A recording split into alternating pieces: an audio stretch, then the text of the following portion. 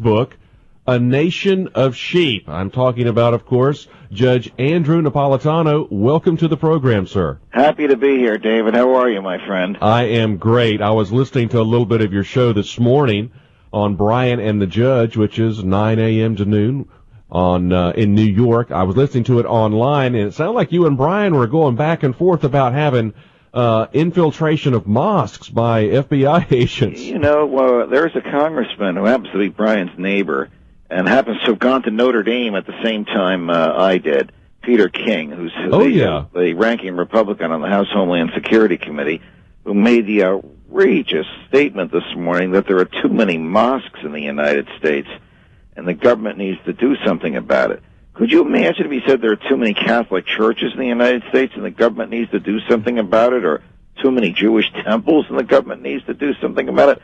The statement was totally unremarkable because nobody really picked it up except one of the wire services, and I thought that this was such a potentially crude violation of the First Amendment, such an irreverence for people's right to worship as they see fit, such a stereotype that because there's a mosque here, there must be some federal crime being plotted in the bowels of it, that it was so unbefitting a public office holder that I had to raise it. Brian's of the view that as long as we're safe, we're happy. Yeah. Now, that gets into a big question, I think, with candidate Ron Paul. People are questioning his sort of non-interventionist position. Oh, that's how they perceive it, and that gets into what you've talked about. Can we follow the Constitution, or let me put it another way, will following the Constitution jeopardize our safety? I don't think that following the Constitution will jeopardize our safety, but I'll go so far as to say, even if it does, I'm willing to take that chance, because the whole purpose of the Constitution is to keep us free, not to keep us safe. We know we can't be happy while we're slaves. And if the government keeps taking away our right to do what we want with our private property, our right to privacy, a right not to have the door broken down in the middle of the night by a federal agent who's written himself his own search warrant, things that the British government did to us that caused us to fight a revolution against them. If these rights are continually taken away from us, some directly, notoriously, and publicly, some stealthily and in ways we couldn't even imagine, but all of which are summarized and described in detail in my new book, A Nation of Sheep, then we will have elected a government that took our freedom away, and we can't be happy when we're slaves. We can't be happy when we're unfree. We will no longer have life, liberty, and the pursuit of happiness as we know it. That title, when I saw that title, I thought, that's a great title, A Nation of Sheep. It's very provocative, and I think in many ways it speaks to a lot of things that our founding fathers, fought against and what America is all about, and that we're supposed to be individually vigilant against our greatest enemy. That's the government taking away our freedoms because, well, government just tends to do that. Tell us a little bit about what people will find in Nation of Sheep. Well, they'll find the Patriot Act, for example, is the most inappropriately, not only the most inappropriately titled piece of legislation, but it also allows the government to do things that we were all raised thinking could never happen here. If you learned when you were in third grade that the police can't bang your door down in the middle of the night, that you can't go to jail until you've been tried before a judge and a jury, that you're entitled to a lawyer, that you can always say what you think and say what you want to say about the government.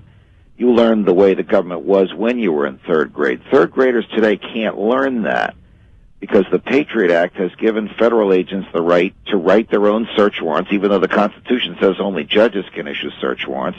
It's allowed them to break into your house without you knowing about it, to plant a listening device in your bathroom or your bedroom or your kitchen and leave and make it look like it was a third-rate burglary. It allows them to go to your bank, your computer server, your telephone company, your doctor, your lawyer, your post office, and seize all of your records, and then it tells the banker, the lawyer, the doctor, the postman, the computer company that if they tell you or anybody that they've been there, that they've committed a federal crime.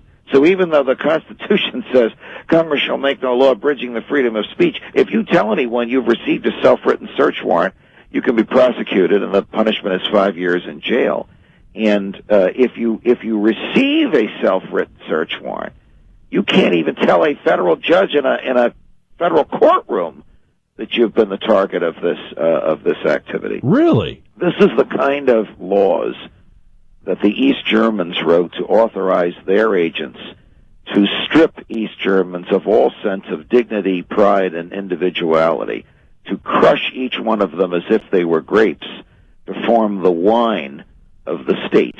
And that's basically what this does. It brings us back to a period in our history of before we were a country, when the British Parliament and the British monarch, George III, authorized British soldiers to write their own search warrants and break down doors in the middle of the night. I mean, what FBI agent is going to go to a judge and present the judge probable cause of a crime, which is what the Fourth Amendment requires, and ask the judge for a search warrant if the agent now has the power to write his own search warrant?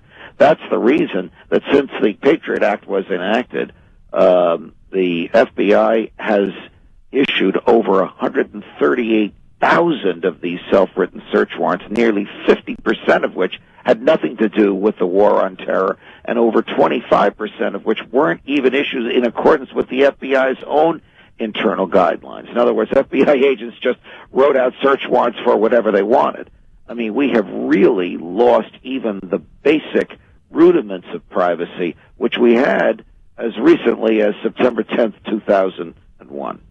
Now, one of the things that I have observed about Ron Paul's campaign is that when I looked at his videos, and I really didn't know that much about him, so I went online and watched his videos and read about him because I've talked to several of the candidates, is just how far-fetched and how almost crazy his ideas sound to people on first blush, and even some of the Republican candidates, I think, laughed at some of the statements he made in the last debate, and yet when I went to look, the things he was saying was actually constitutional. Are we that far off in our thinking in this country that we don't even recognize constitutional thinking when we see it? Ron Paul is the only one of the 16 major candidates running for the nomination of their party who carries around a copy of the Constitution, who reads it, who knows what it says, and who takes seriously his oath to uphold it.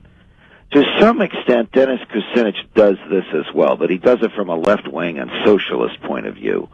And Kucinich joins the other candidates in being a candidate of big government, a candidate who believes that the federal government can solve our problems and keep us safe, even if it means it has to curtail our liberties. Ron Paul, more than any of the other candidates, understands that the federal government is way too big, taxes too much, regulates too much, is so heavy and lethargic and so laden with layer upon layer of bureaucracy that it's almost impossible to get anything through it except laws that take away our property from us. I mean, Ron Paul, when he says he wants to abolish the IRS, I mean, that should be an extremely enticing statement. Let me ask your listeners this.